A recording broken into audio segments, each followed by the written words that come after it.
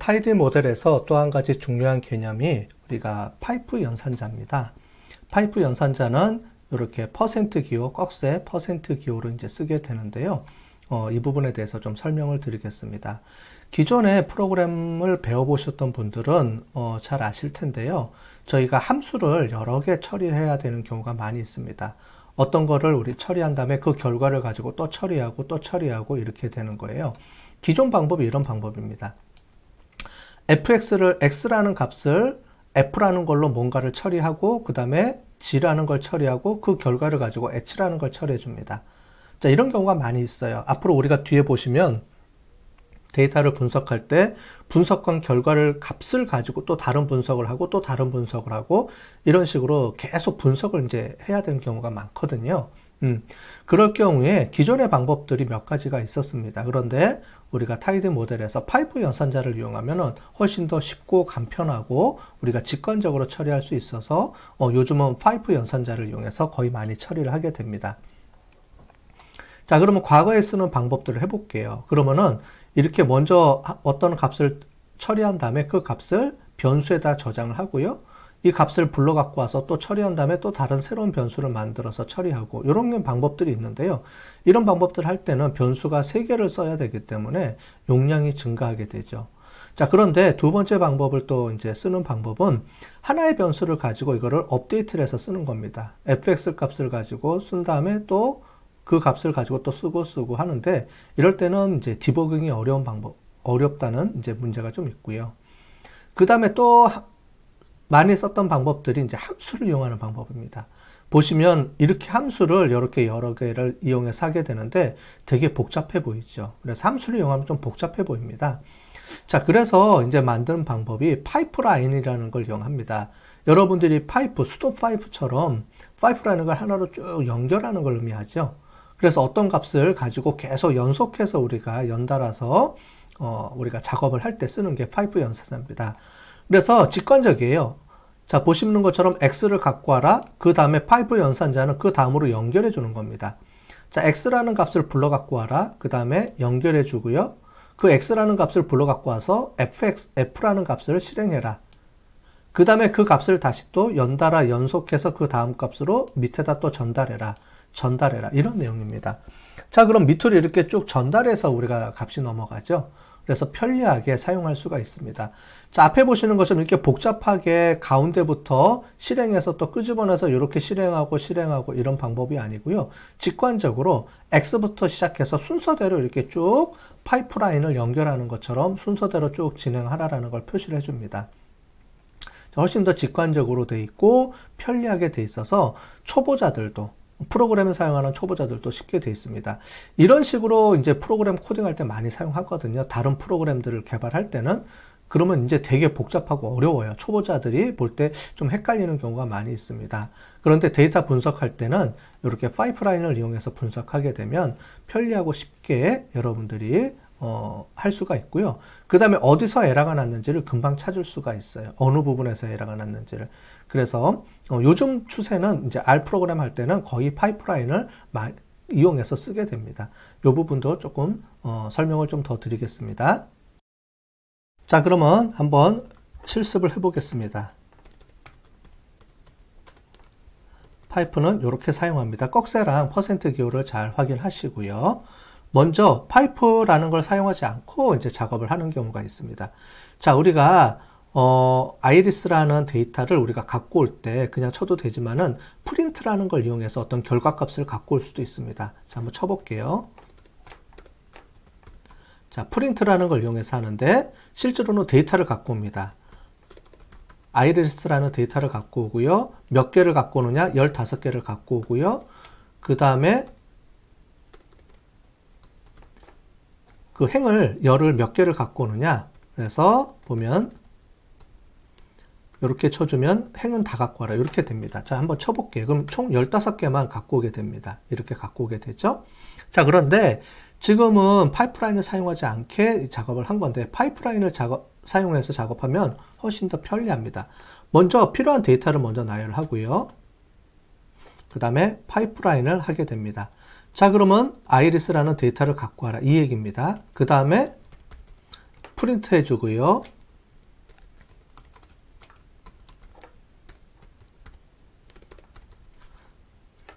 자, 이렇게 쳐주면 훨씬 더 직관적으로 됐죠. 지금은 간단하게 표현을 해서 이렇게 된 거고요. 그럼 똑같이 되죠? 간단하게 표시를 해서 이렇게 된 거죠. 실제로 이제 뒤에 가보면은 복잡하게 그 관련된 함수를 6개, 7개를 동시에 막 사용해야 되는 경우가 이제 나오게 될 겁니다. 그럴 경우에는 아마 파이프라인을 이용하는 게 얼마나 쉬운 건지 여러분들이 나중에 이제 더 아실 수 있을 거예요. 자, 그러면 파이프라인을 이용해서 갖고 오는 방법 중에서 우리가 아까 전에 변수하고 변수명을 갖고 오는 걸 배워봤습니다. 자, 이렇게 해놓은 방법을 배워봤죠. 그럼 파이프라인을 이용할 때는 어떻게 하는지 한번 볼게요. 자, 이렇게 해주고요. 이제 나중에 이제 파이프라인에서 변수를 호출하거나 할 필요가 있을 경우가 있습니다. 자, 그럴 때는 점 해주고 이렇게 달러 표시를 해주고요. 자, 이런 식으로 표시를 해주면 필요한 변수들을 이렇게 갖고 오게 됩니다. 자, 그래서 점하고 이렇게 달러 표시가 쓴다. 이렇게 이해를 하시면서 이해를 하시면 되겠습니다. 자, 그러면은 이렇게 팁으로 이제 작성을 했는데 아까 전에 설명드린 것처럼 어떤 함수들은 팁을 사용할 수가 없고 데이터 프레임 형식으로 사용하는 경우가 있어요. 그럴 경우에는 지금 우리가 만들었던 지금 이제 변환했던 그 팁을 형식으로 했던 것들을 다시 그 데이터 프레임으로 변경을 해야 돼요. 그럴 때는 어떻게 하는지 한번 보도록 할게요. 그럴 때는 as.data frame이라고 되어 있고요. 그 다음에 iris를 해서 오고 그 다음에 이거를 새로운 변수를 한번 넣어 볼게요. 자, 이렇게 해서 표시를 해 보겠습니다. 자, 그래서 이제 앞으로 팁인데 뭐냐면은 이렇게 데이터명을 이제 데이터 구조명, 데이터명을 이제 쓰는데 이제 데이터 변수명을 쓸 텐데 끝에 이렇게 언더바하고 df 또는 tb 이렇게 써주는 게 좋겠죠. 그래서 df라는 거는 뭐냐면 데이터 프레임으로 이게 구성이 되어 있는 데이터 구조다. 이렇게 이해를 하시면 되고 tb는 그러니까 팁을 형식으로 되어 있다라는 거를 표시해주는 방법이라고 할 수 있겠습니다. 자, 이렇게 해주고요. 그 다음에 다시 보시면 구조를 한번 볼게요. 그러면 데이터 프레임으로 이렇게 바뀌어 있죠. 자, 그죠? 그래서 iris라는 거를 쳐보면은 요거는 팁을 형식으로 바뀌어 있고요. 우리가 아까 전에 바꿨죠. 그 다음에 요거는 다시 데이터 프레임으로 바꾸고요. 그래서 데이터 프레임하고 팁으로 왔다 갔다 할 수가 있습니다. 근데 아까 전에 설명드렸듯이 일단은 기본적으로는 우리가 팁을 형식으로 많이 쓰기 때문에 앞으로는 팁을 형식으로 쓸 거고요. 간혹 가다 우리가 데이터 프레임 형식으로 써야 되는 함수나 이런 것들이 패키지들이 있으면 그때 이렇게 바꿔서 사용할 수가 있겠습니다. 다음으로 외부 데이터를 불러오는 방법에 대해서 우리 설명 배워보도록 하겠습니다. 지금 내장 데이터를 가지고 작업하는 것보다는 앞으로 우리가 대부분은 이제 외부에 있는 데이터를 가지고 우리가 엑셀이라든가 보통 CSV라든가 저장된 파일을 갖고 오게 될 겁니다. 근데 보통 우리가 이제 엑셀을 많이 사용을 했는데요. 실제로 엑셀보다 CSV 파일로 저장하는 게 그 용량이라든가 이런 게 더 적습니다. 그래서 대부분의 이제 우리 빅데이터 분석 쪽에서 보시면 CSV 파일이라든가 TXT 파일로 저장이 돼서 오는 경우가 많이 있어요. 대부분 이제 CSV 파일로 거의 저장이 많이 돼서 옵니다. 그래서 이제 외부 데이터 불러오는 방법에 대해서는 우리 CSV 파일로 저장되어 있는 것들을 우리가 불러 갖고 와서 작업을 해 보도록 하겠습니다. 우리 파일을 보시면은 우리 기존의 CSV 파일로 이렇게 두 개가 저장이 들어가 있을 겁니다. 하나는 넘버 형식으로 저장이 되어 있고요. 하나는 캐릭터 형식으로 저장이 되어 있는데 대부분 넘버 형식으로 저장이 많이 되어 있습니다. 네. 그 넘버 형식으로 저장되어 있는 거를 이제 잠깐 보시면은요. 자, 요 작업하는 파일을 한번 제가 보도록 하겠습니다. 자, 왼쪽에 보이는 게 이제 넘버 형식으로 그룹에 대한 거를 넘버 형식으로 저장이 됐고요. 대부분 이런 형식으로 많이 들어올 거예요. 그 다음에 요거는 이제 캐릭터 형식으로 저장이 돼서 들어오는 경우도 간혹 있거든요. 그럼 이 두 가지가 어떤 차이가 있고 우리가 어떻게 저장해서 변환시켜서 우리가 사용하는지를 배워보도록 하겠습니다. 자, 하는 방법 중에는 일단 기본적으로 우리가 데이터 프레임 방식하고 우리가 팁을 형식이 있다 그랬는데요. 데이터 프레임 방식으로 기존에 우리가 작업한 내용을 갖고 오는 방법부터 우리가 해보도록 하겠습니다. 자, 외부 데이터 갖고 오는 겁니다. 그 중에서 첫 번째 기존 데이터 프레임 방식으로 이제 불러오기입니다. 기존 데이터 프레임 방식으로 불러오는 거는 이미 내장, 이 안에 객체가 내장되어 있기 때문에 R 그 엔진 자체에서 그냥 하면 되고요. 그 나중에 우리가 팁을 형식으로 갖고 올 경우에는 팁을 형식은 우리 타이디버스라든가 이런 걸 설치를 우리 아까 전에 패키지 깔아줬죠. 그거를 설치해야지만 되기 때문에 만약에 불러오는지 안 불러오는지 그걸 잘 확인하셔서 해야 됩니다. 패키지를 설치하느냐 안 하느냐에 따라서 팁을 형식으로 불러올 수도 있고 아닐 수도 있습니다. 그럼 먼저 df 파일로 저장을 해 보도록 하겠습니다. 먼저 저장할 파일 이름을 이렇게 변수명을 적고요. ist_df. 보통 df라고 하면은 뒤에 이제 그 데이터 프레임의 약자라고 얘기했죠. 그래서 데이터 프레임의 약자로 이렇게 적어 주시고 read.csv라는 명령어를 이용해서 갖고 오게 되는데, 여기서 중요한 게 read.csv라고 이렇게 나와 있는데요. 점과 언더바에 대한 구분을 잘 하셔야 됩니다. 점은 기존에 쓰던 방법입니다. 데이터 프레임으로 갖고 오기 위해서는 점을 쓰는 거고요. read_csv라고 해서 언더바를 쓰게 되면은 우리 이거 팁을 형식으로 불러 갖고 오게 되는 겁니다. 여기서는 df로 불러 갖고 오니까 기존 형식의 csv로 불러 갖고 오겠습니다. 그 다음에 갖고 올 파일명은 이렇게 따옴표를 안으로 정리해서 쓰게 됩니다. 그래서 01.ist_num이라는 파일을 갖고 오고요. 형식은 csv 파일로 저장이 되어 있습니다.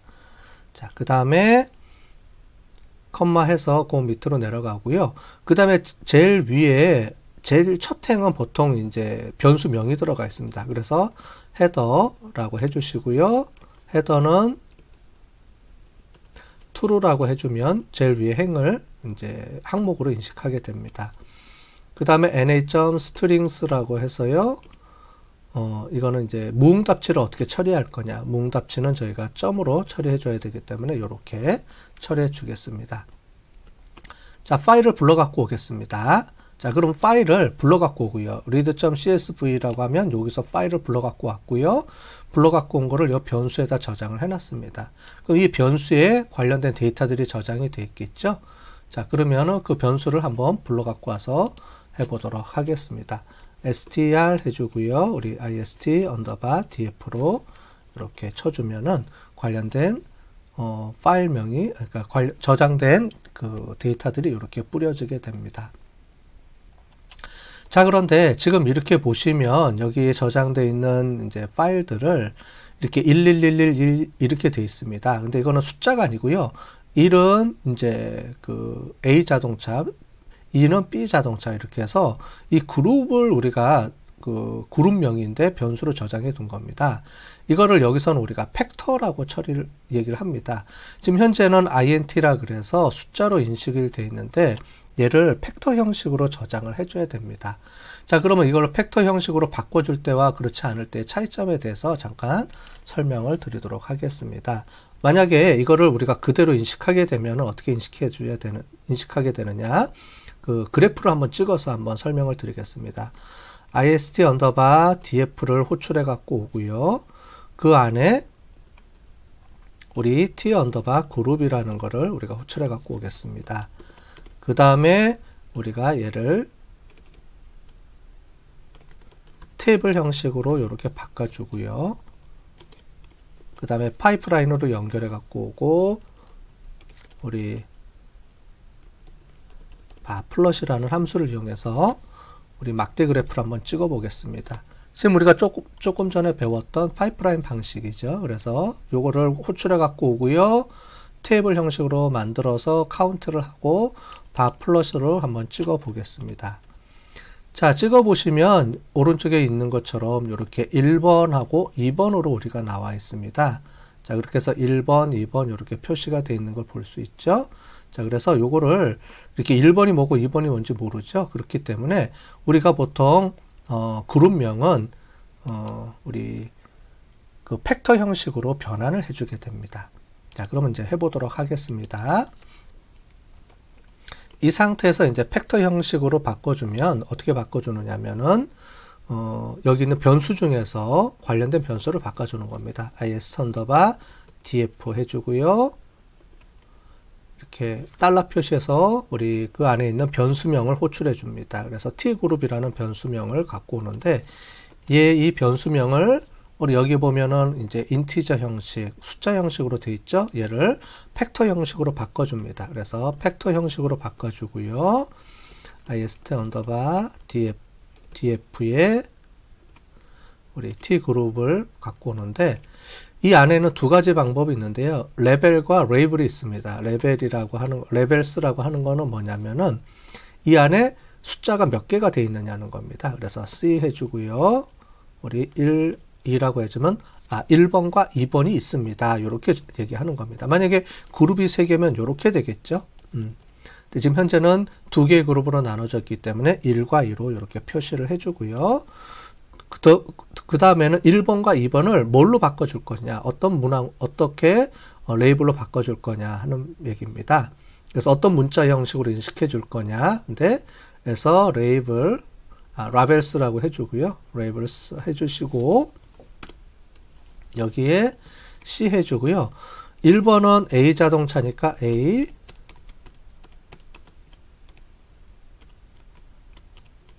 자동차, 그리고 컴마 해주고요. 그 다음에 B 자동차 이렇게 해주면 1번은 우리 A 자동차라고 우리가 팩터로 인식해주고 2번은 B 자동차라고 우리가 형식을 인정해 주겠다는 겁니다. 자, 이 상태에서 다시 우리가 한번 실행을 해 볼게요. 그리고 다시 str 해주면은 t 그룹이 팩터 형식으로 바뀌어져 있는 걸 볼 수 있죠. 위에는 int 숫자 형식으로 되어 있다가 밑에는 팩터 형식으로 바꿔졌는데 A 자동차와 B 자동차로 인식해 준다. 그래서 앞에 1번은 A 자동차, 2번은 B 자동차로 이렇게 인식해 줍니다. 그럼 요 밑에 걸 이용해서 우리가 한번 확인해 볼까요? 아까 전에 그래프 찍은 거를 확인해 보면 A 자동차, B 자동차 이렇게 1번과 2번이 변경되어 있는 거를 볼 수가 있습니다. 자, 이렇게 된 거 확인해 보셨죠? 자, 그러면 이전 기존의 DF 방식으로 불러오는 건데 요거를 이제 저희가 좀 더 다른 방법으로 한번 불러오겠습니다. 뭐냐면 DF로 한 거는 아까 전에 우리가 보신 것처럼 그 모든 데이터를 다 불러 갖고 와야 되기 때문에 우리가 팁을 형식으로 바꾸는 방법을 한번 보도록 하겠습니다. 요거는 우리가 이렇게 없애버리고요. 한번 볼게요. 다시. 자, 이번엔 ist 두 번째 방법입니다. 이번에는 팁으로 불러오는 겁니다. 그래서 ist tb라고 이렇게 해보겠습니다. 테이블 형식으로 바꿔오는 거고요. 자, 얘를 어떻게 방식으로 바꾸는지 보도록 하겠습니다. 자, 우리 아까 전에 똑같습니다. read 그 다음에 점이 아니고 이번에는 CSV로 갖고 오고요. 똑같은 방법으로 파일명은 .csv 파일로 갖고 오고요. 자, 두 번째 이제 헤더라는 부분을 썼었는데 위에서는 헤더라는 게 아니고 여기서는 컬럼 네임이라는 걸로 우리가 불러옵니다. 그래서 names라고 해주시고요. 이 컬럼 네임을 true로 이렇게 바꿔주겠습니다. 그 다음에 na 이렇게 해주고요. na는 점으로 이렇게 처리해주면 되겠습니다. 아까 전에 na.string이라고 되어 있는데 여기서는 그냥 na라고만 표시를 해줘도 인식을 하게 됩니다. 자, 이 상태에서 우리가 한번 불러 갖고 오겠습니다.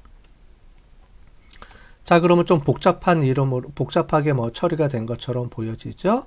자, 그러면은, 우리가 str 해주고요. 여기서 ist tb 형식으로 해서 한번 불러오겠습니다. 그럼 이렇게, 그룹으로 정리가 되어 있는 걸 볼 수 있습니다. 자, 근데 여기도 보면은 tib 그룹이 숫자로 이렇게 인식이 되어 있죠? 그럼 얘를 우리가 팩터 처리 형식으로 바꿔줘야 되는데 좀 복잡하게 처리가 됩니다. 예, 그래서 지금부터 그 방법을 우리가 한번 처리해 볼 테니까 잘 쫓아오시면 되겠습니다. 자, 먼저 ist 언더바 tb를 우리가 갖고 오고요. 호출해 갖고 오는데, 자, 얘를 다시 또 저장하게 됩니다. 어떻게 저장하는지 볼게요. ist 언더바 tb를 호출해 갖고 오고요.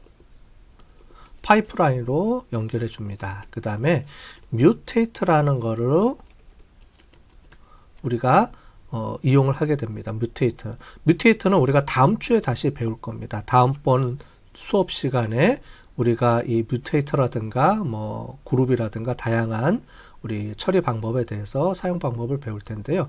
일단은 그냥 mutate라는 걸 이용한다라고 우리가 이해를 하고 넘어가시면 되겠습니다. mutate는 이제 새로운 변수를 만들어 줄 때 쓰는 겁니다.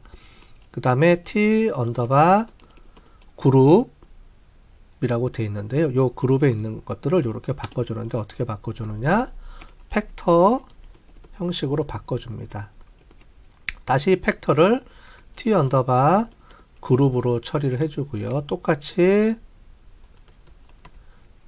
레벨을 우리가 똑같이 위에랑 똑같습니다. 이렇게. 자, 그런데 여기 다운 우리 가로가 막 들어가죠. 요 가로 조심해서 해야 됩니다. 여기서부터 여기까지가 가로입니다. 이렇게 연결되어 있습니다. 그래서 여기서 이렇게 연결되어 있고요. 또 여기가 이렇게 연결되어 있고, 요거를 잘 보시면서 하셔야 됩니다. 됐죠? 그 다음에 레벨 해주고요. C 해주고,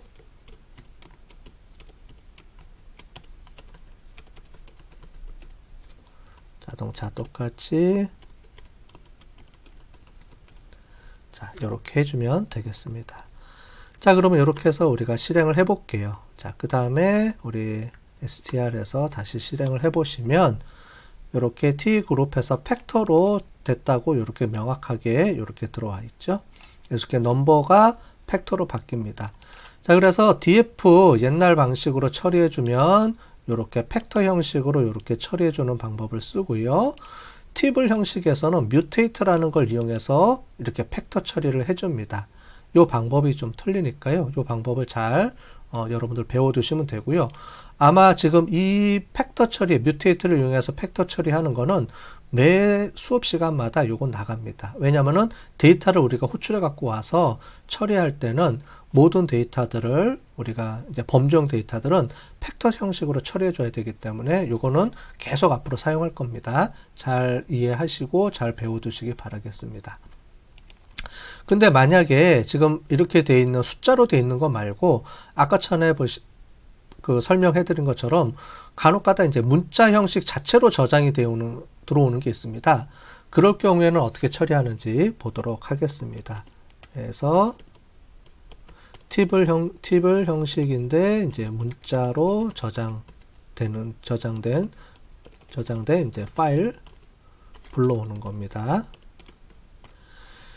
자, ist 언더바 table이라고 해주고요. 여기가 캐릭터 형식으로 저장이 되어 있으니까요. 이렇게 저장을 해보도록 하겠습니다. 자, 요거는 갖고 오고요.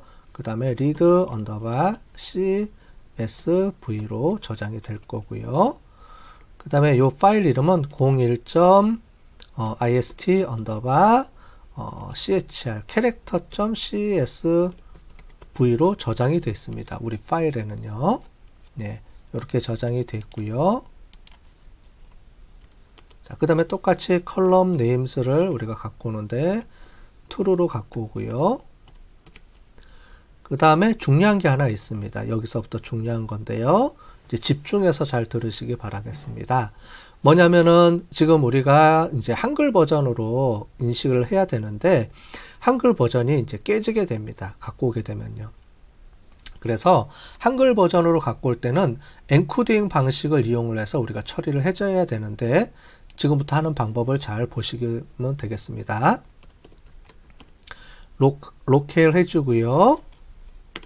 이거를 우리가 로케일로 받아오시고 그 다음에 여기서 중요한 게 KO 한국말로 갖고 오는 겁니다. 그 다음에 컴마 해주시고요. 인코딩이라고 들어가고요. 인코딩은 EUC-KR 여기 잘못됐네요. EUC-KR 이렇게 들어가야 됩니다. 자, EUC-KR로 정확하게 엔코딩이 들어가면 되겠습니다. 됐죠? 그 다음에 NA는 우리 점으로 바꿔주면 되겠습니다. 자, 다른 것들은 다 똑같은데 요 로케이를 설정해 주는 게 꼭 필요합니다. 그래야지만 한글 버전으로 한글로 인식해 주게 됩니다. 얘를 자, 실행을 해 보도록 하고요. 그 다음에 ist_tb_ch라는 걸로 우리가 한번 호출해서 보겠습니다. 자, 그럼 여기 A자동차, B자동차 한글이 안 깨지죠? 한글이 안 깨지고 잘 인식되어 있는 거를 우리가 볼 수가 있습니다. 그래서 이렇게 처리해 줄 때는 이 로케일 방식을 이용해서 꼭 처리해 준다 라는 거를 인식을 해 주시면 되겠습니다. 자, 그런데 여기 보시면 이렇게 문자형으로 인식됐는데 얘를 우리가 아까 전에 본 것처럼 팩터 형식으로 인식을 해줘야 되잖아요. 이 문자열은 문자열이고요. 실제로 이제 팩터 형식으로 인식은 된 건 아닙니다. 자, 그래서 팩터 형식으로 인정해 줄 때는 어떻게 해주냐면요. 요 파일을 그대로 받아 갖고 와서요. 어떻게 해주냐면은 파이프라인으로 연결해주고 그 다음에 뮤테이트라는 걸 이용해서 또 처리를 해줍니다. 뮤테이트 언더바 if라는 걸 이용을 해주고요.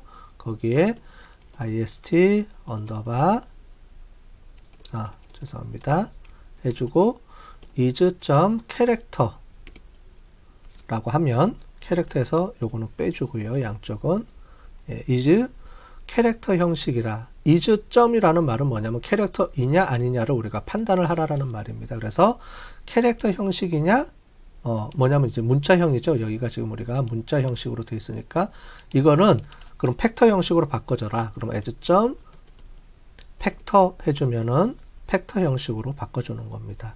자, 이렇게 문자를 칠 때 이렇게 가로가 붙는 경우가 있기 때문에요. 이 가로를 이제 빼줘야 될 경우가 있고 써야 될 경우가 있습니다. 그러니까 여러분들 보시고 헷갈리지 않도록 잘 해주셔야 돼요. 만약에 가로가 있으면 에러가 날 겁니다. 그래서 어떨 때는 가로가 있고 없는 거 이런 것들을 잘 보고 잘 치시면 되겠어요. 자, 그래서 얘를 다시 시작을 해보고요. 우리 이렇게 쳐주면은 보시는 것처럼 팩터 형식으로 바뀌어져 있는 것을 볼 수가 있습니다. 그래서 캐릭터 형식에서 팩터 형식으로 우리가 바뀌어져 있다. 이렇게 보시면 되겠습니다. 자, 그리고 마지막으로 우리가 하나 더 해볼 텐데 마지막으로 해볼 거는 뭐냐면은 저장하는 겁니다. 만약에 우리가 했던 데이터 작업들을 다시 우리가 저장해야 될 경우가 있죠. CSV라든가 엑셀 파일로 저장이 돼 결과를 우리가 저장하고 싶을 경우가 있을 거예요. 그럴 경우에는 어떻게 해주는지 알려드리겠습니다. 함수 중에 write라는 함수가 있습니다. write 언더바 CSV 우리는 CSV 파일로 거의 대부분 저장하기 때문에 이렇게 해주고요. 그 다음에 관련된 변수를 갖고 옵니다. 위에 조금 전에 했던 거 갖고 올까요? ist 언더바 tb 언더바 캐릭터 형식으로 갖고 오고요. 자, 얘를 어떻게 갖고 올 거냐? 다운표로 해주고 ist 언더바 tb 언더바 캐릭터.csv로 바꿔줘라 라고 해주면 되겠습니다. 자, 그럼 얘를 실행을 해볼게요. 실행을 해보면은 이게 저장이 됐는지 안 됐는지 우리가 확인을 해봐야 되죠. 자, 그러면은 여기서 우리 밑으로 내려가 볼게요. ist 언더바 tb 언더바 ch.csv라는 파일이 생성이 된 걸 볼 수 있죠. 예, 이렇게 우리가 생성이 됐네요. 그래서 어떤 결과물을 우리가 다시 어떤 그 CSV 파일로 저장할 때는 이렇게 write.csv를 이용하면 저장이 된다. 이렇게 이해를 하시면 되겠습니다. 자, 여기까지 우리 전체적으로 이제 오늘 활용하는 방법에 대해서 쭉 배웠습니다. 자, 그러면 마지막으로 이제 이거를 우리 그 스크립트를 저장을 해야 되겠죠.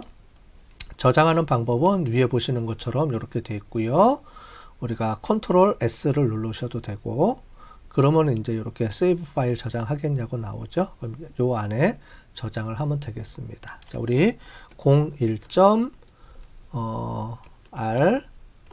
데이터 구조 및 사용법 .r 이렇게 해서 해주시면 되고요. 여기 끝에 중요한 게 있습니다. 항상 .r입니다. r은 소문자, 대문자 상관없습니다. 예, 그런데 저는 보통 대문자를 많이 쓰기 때문에 대문자로 하고요. 소문자 r로 해도 상관없습니다. 대신에 요 뒤에 보시면 확장자라고 우리가 부르는데 확장자 명을 빼먹으면 얘를 R 스크립트로 인식을 못합니다. 그러니까 뒤에 항상 .r이라고 꼭 표시를 해주면 되겠습니다. 그렇게 해서 세이브해서 파일로 저장을 해주면 요 안에 우리가 최근에 이렇게 만들어진 게 이렇게 저장이 되어 있겠죠.